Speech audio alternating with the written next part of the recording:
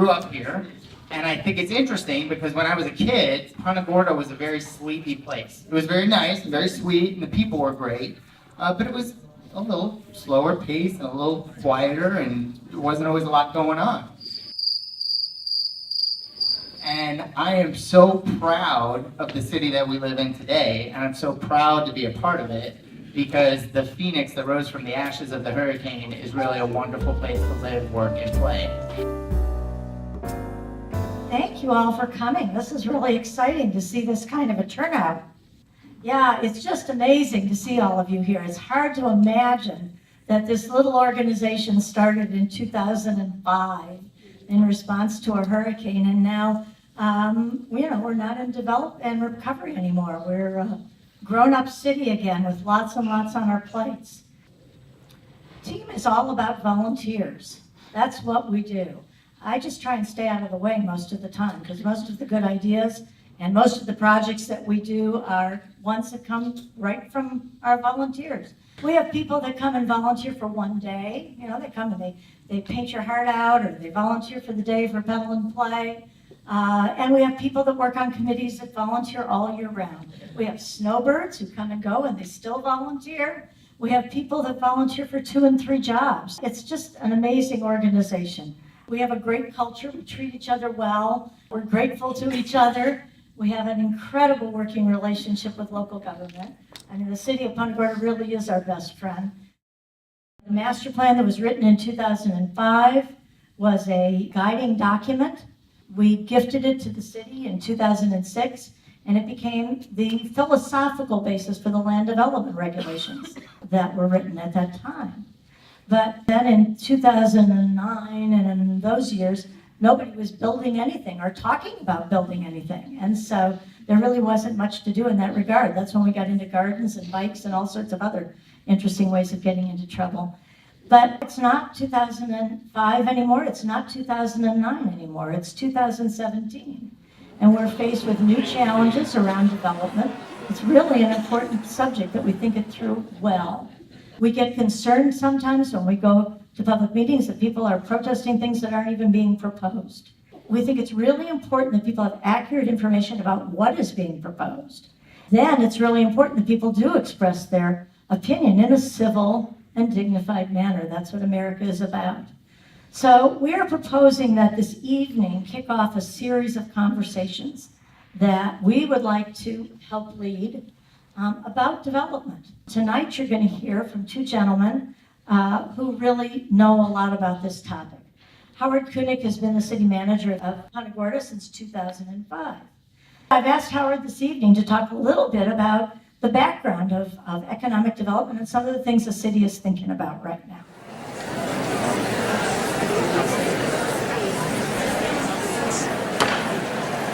Mr. Speaker, the City Manager Howard Koenig.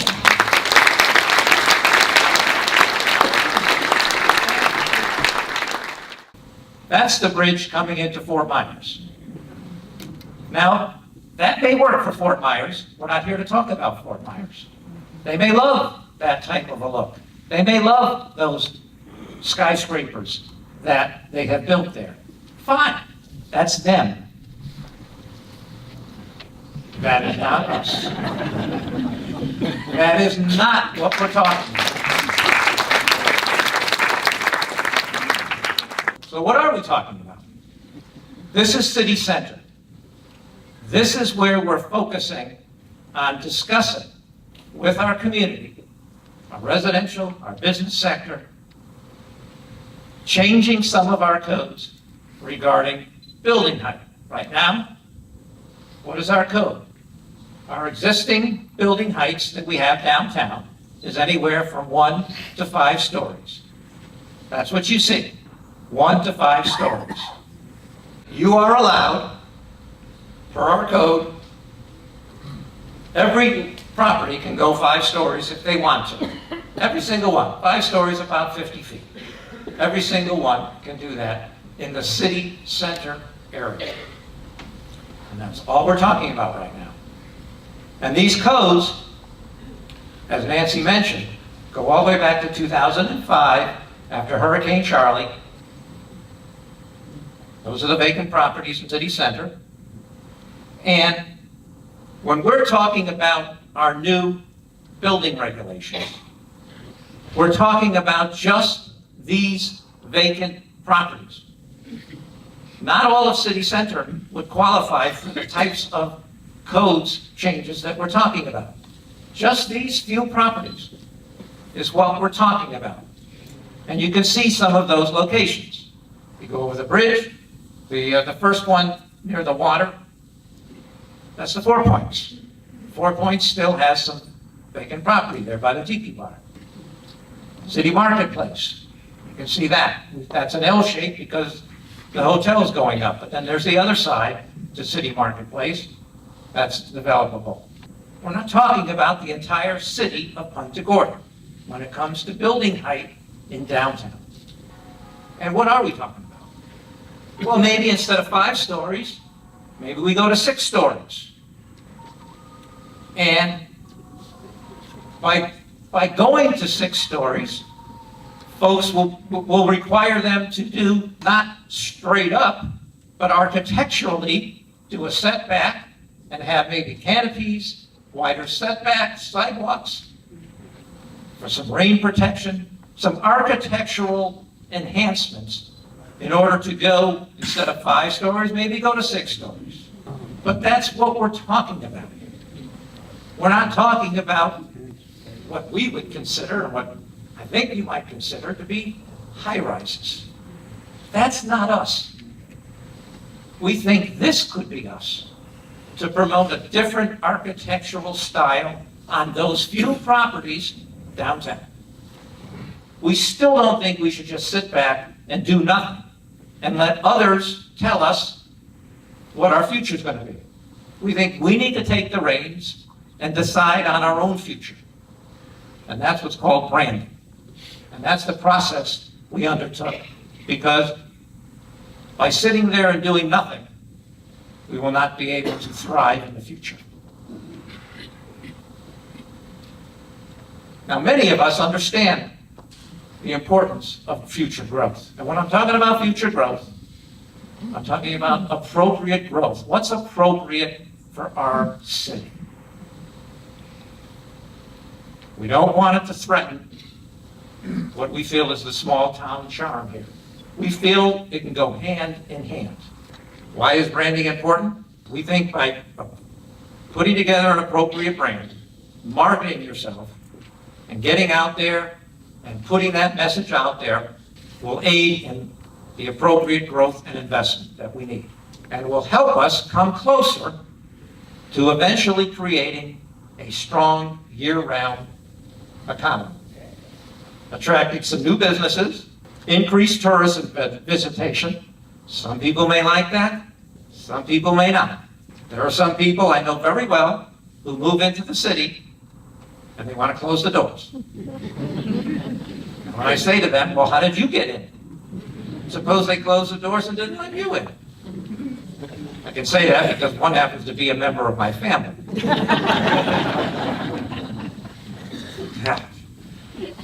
So, we have to have an understanding and build consensus of what the importance of the appropriate growth should be for our community. So where are we now?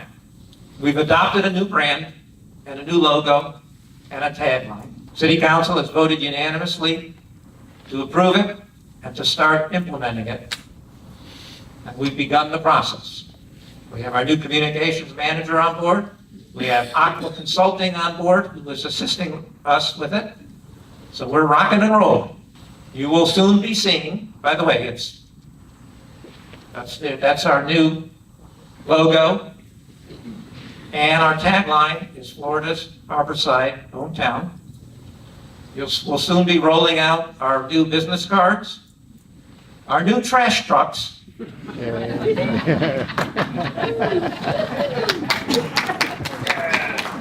This is exciting for some of us.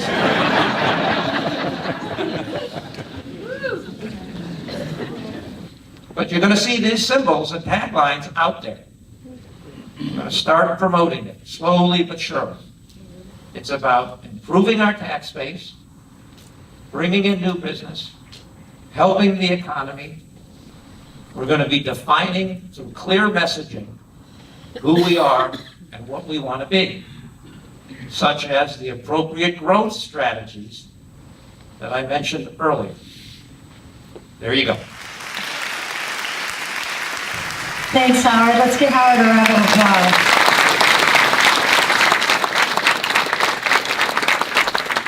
That was great. Thanks. That was a good start. Now I can introduce Todd Rebel, our second speaker. Todd's from Banks Engineering, and he does a great presentation on what's coming to Charlotte County and particularly to Punta Gorda. He was born and raised in Charlotte County. He holds a degree from Florida State University and the University of South Florida, which is where he completed his engineering degree. Let's welcome Todd. Thank you, everybody. All right, so with that, we're going to get started. So we're going to start with just an overall discussion of some of the development activity going on in the area, and then we're going to laser beam in on the city of Punta Gorda and talk about some other things. And we'll start with Charlotte County. So this is the overall, once again, larger projects going on in Charlotte County right now. We've got a West County Annex building going out in the Inglewood area. We've got an aquatic center, which is being added on right now at the O'Donnell Park in the Murdoch area, which is actually a phenomenal facility. And it's going to add already what we've seen in that O'Donnell Park area, which is seeing the college baseball coming through, and we have a lot of users coming through that facility. This aquatic center will be an Olympic-sized pool eventually with a big multi-sport area and lots of tennis courts and basketball courts. We also have Olean Boulevard, which is inside the Parkside CRA by the hospitals, which is going to be some improvements on that roadway, as well as its coupling road of Harbor Boulevard. Also, Midway Boulevard, this is the final phase, which will help to relieve some of the 41 congestion. That project has been under the way. If you guys get across the bridge, you'll see that, and it's getting close to being complete. District 3 Sheriff's Office, this is a new facility going on right off of Loveland Boulevard. This project is in design right now and should be in the construction phase either by the end of this year, beginning of next year. Also Piper Road, which is an important project for the airport. This will complete the entire Piper Road section, and that is under construction right now and should be done sometime next year. And of course, something very important to probably a lot of the citizens in this room is Burt Store Phase 2, which is the donut hole. We got Phase 1 done and Phase 3 done, and now they're finally working forward on Phase 2, which is the middle section. That is in the design phase and should be going to construction this year. So that will complete that entire road from all the way from Tamiami down to the county line. So going into the city of Punta Gorda, which is some of the public sector processes that are currently in the pipeline. We've got the bird sanctuary relocation, got Gilchrist Playground and restrooms, the Punta Gorda Library, which isn't actually being built by the city of Punta Gorda, but as they are participating in that, that's actually being done by the county, groundwater RO plant, and some other harbor walk improvements and sidewalk and street lighting programs. Now I want to just take 1 second to kind of explain probably about 80 to 90% of the projects that you just saw come up on the screen for both the county and the city were funded by the 1 cent sales tax. This is coming up. This sales tax has been in place for many years and has done a lot of great things in our community, Charlotte County and the city of Punta Gorda.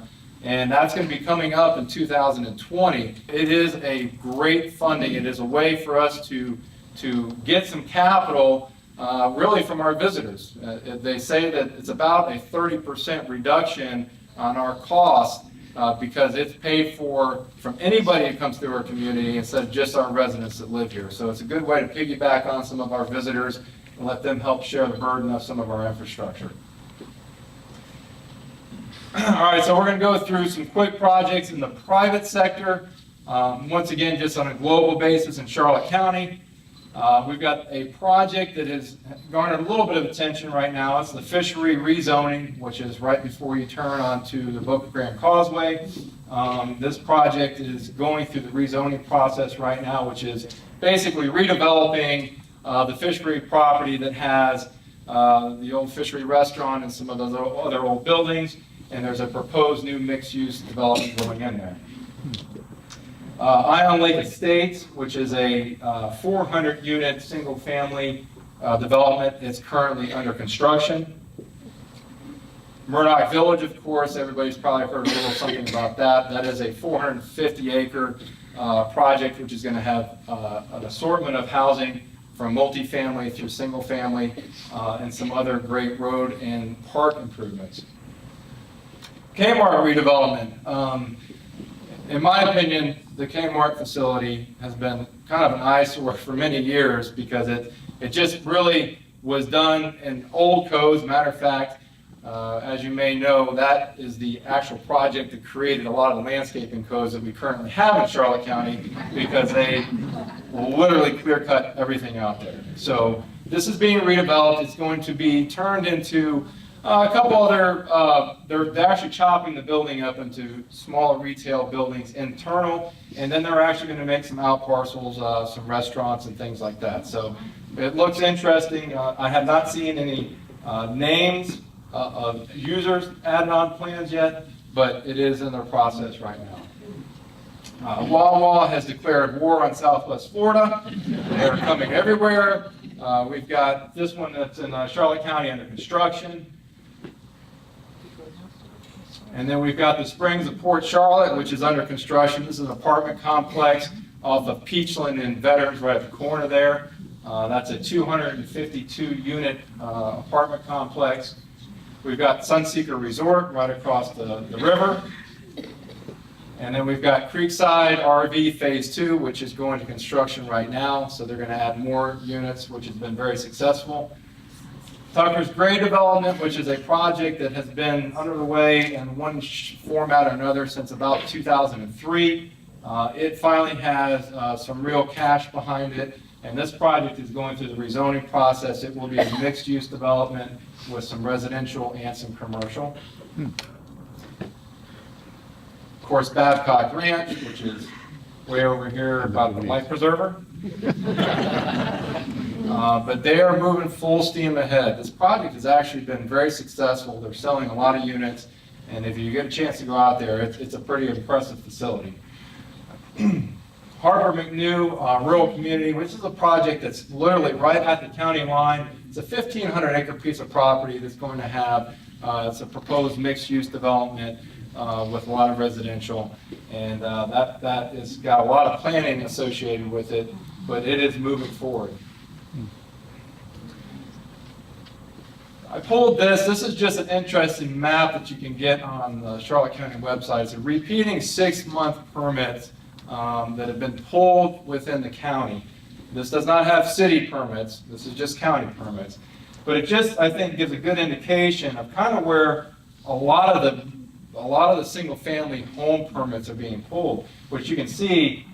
Still, West County is seeing just a huge amount of activity right now. And then we're getting scattered Deep Creek in here, then of course some of the areas right by Veterans Boulevard. But still, the majority, and it's been like this for the last couple of years now, has been West County. All right, so let's go into the city. Not a ton of development activity in the city, but we have had some larger projects come through. I'm going to say this the way I was brought up saying, which is Acquiesca. That's probably not the right way to say it, but that's how I've said it since I was a child. So Acquiesca has just made it through the rezoning process. Lots of fun. The PGI ACLF. Fisherman's Village improvements, which is some aesthetics, parking, and some other things associated with their purchase of the property. Downtown Marriott, as you know, is under construction. Pickleplex, not inside the city limits, but clearly a very important project for the city, so I put it within the city map. Walmart renovation, which is being turned, the Muscle Car has moved out of there, and they're turning that into a indoor AC self-storage facility.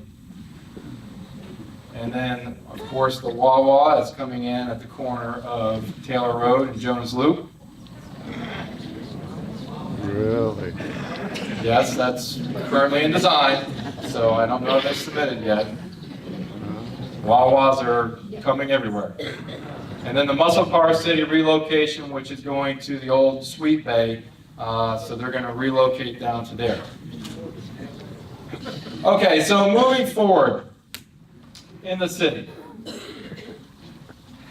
When Nancy sat down with me, she wanted me to give really just an unbiased, trying to just say, hey, this is really what hopefully a developer would say. And I do talk to a lot of developers, and we see a lot of different people come through here, from the people that do hundreds of 7-Elevens across the country to small mom and pop developers who maybe do an office or professional building. So there's really, if you don't understand development, there's a lot of components that go into deciding to move forward. There's a lot of risk. And so I've always coined it as kind of herding cats, right? So there is a lot of cats that you have to get your arms around as a developer to be successful. There's a finance cat, there's an environmental cat, there's a building code, there's a market, there's all different types of things that go into deciding if you should move forward on development. And of course, one of those cats is government, and one of them is community. So we're going to focus on kind of how those two play into the city of Punta Gorda. So I broke the community and government into strengths and weaknesses. So let's talk about some of the things you have going for you in the city of Punta Gorda, and some of the things that may be hurting a little bit. So we'll start with the strengths. Proximity to the airport. This probably wasn't a strength a little while ago, but now it is. We're seeing an awful lot of people come through that airport, and they are piping right into your city.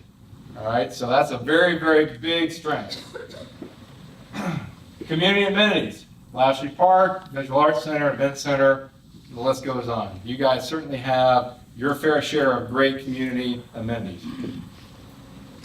Downtown entertainment. Got a great set of restaurants. I did nightlife in quotes because considering I usually close down the bars about 10 o'clock and there's nobody else in there and they're vacuuming around me. But okay, I gave it to you. Nightlife. And of course, access to the water. Boating and the harbor walk and what you guys have done with that corridor is phenomenal. All right, so you have invited people to come and see the beautiful water, and they have to go through your city to get there. All right, so that's a great, great strength. Community involvement and size. All right, so you proved tonight of the involvement, right? And the size is a strength because you're not big. You're very dynamic. About 18,000 people in the city. So compared to the county, you have 160,000. You stretch across a whole lot of different areas and got a lot of different issues in all those areas. The city is a compact area and relatively small in size. So when you want to change something, if you guys all can come together, you can do that. A lot easier than the county. Trust me, a lot easier than the county. And of course, small town charm.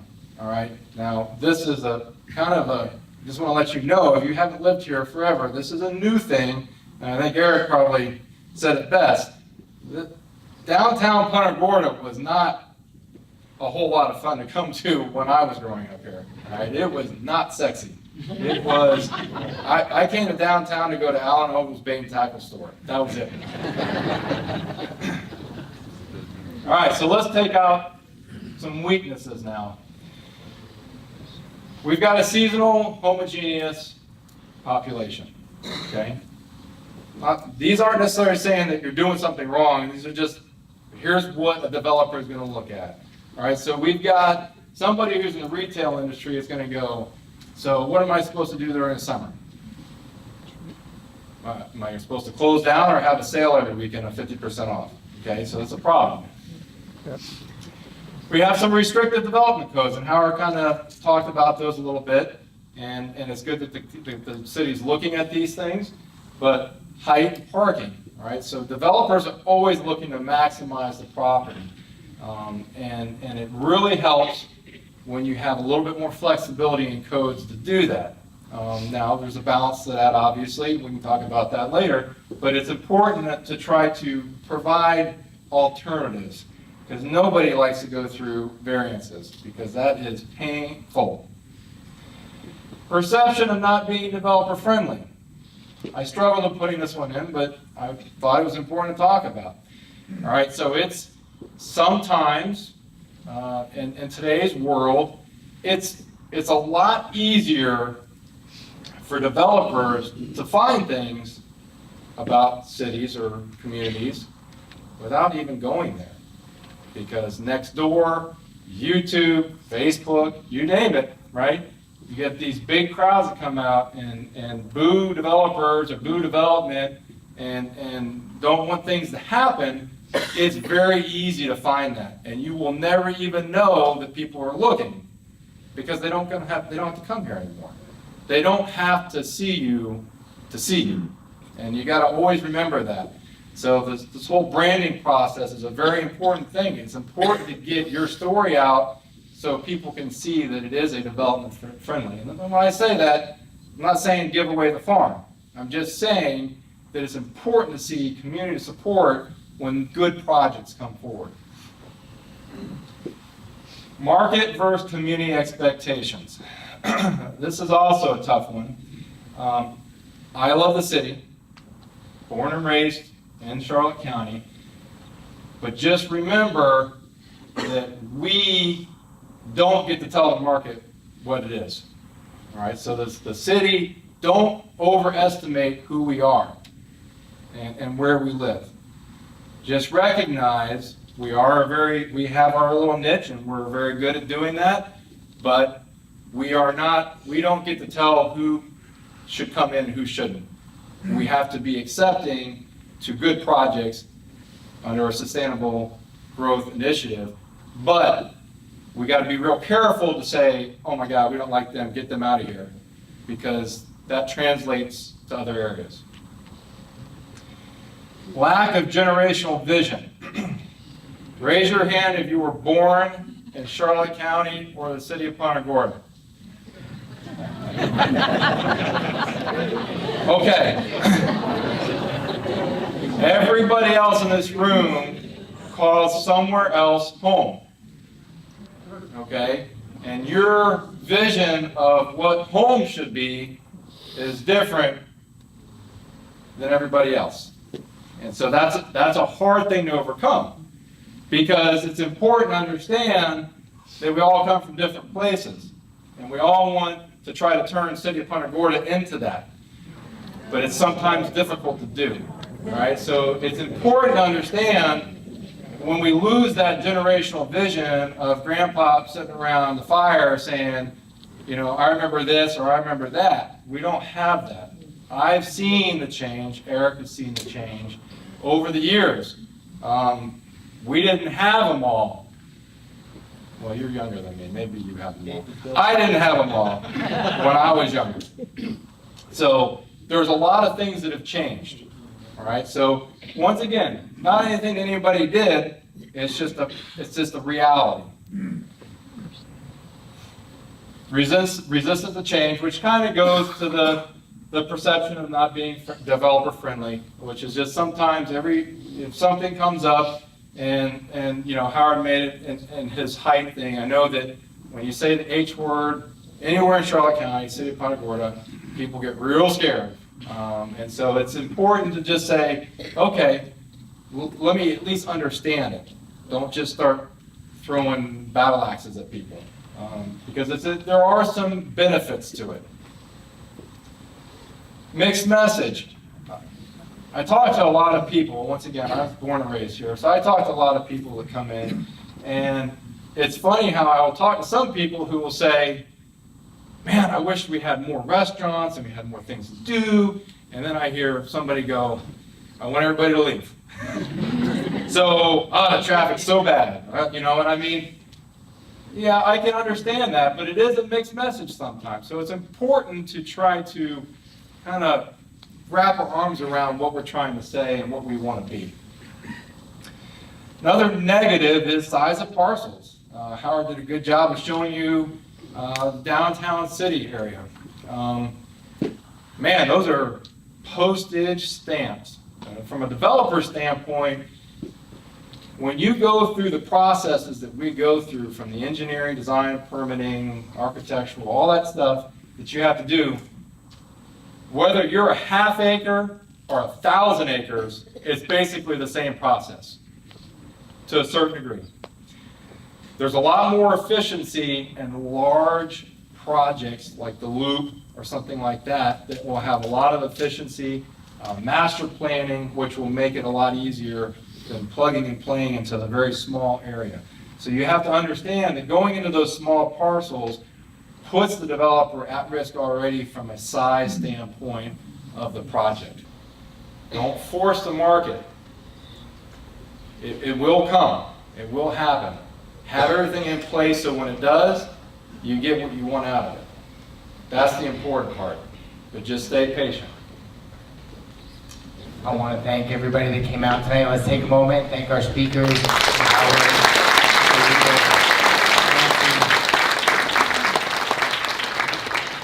Todd, I won't even hold it against you that you're a Knoll, so we'll close the night out by saying, go Gators, have a good night.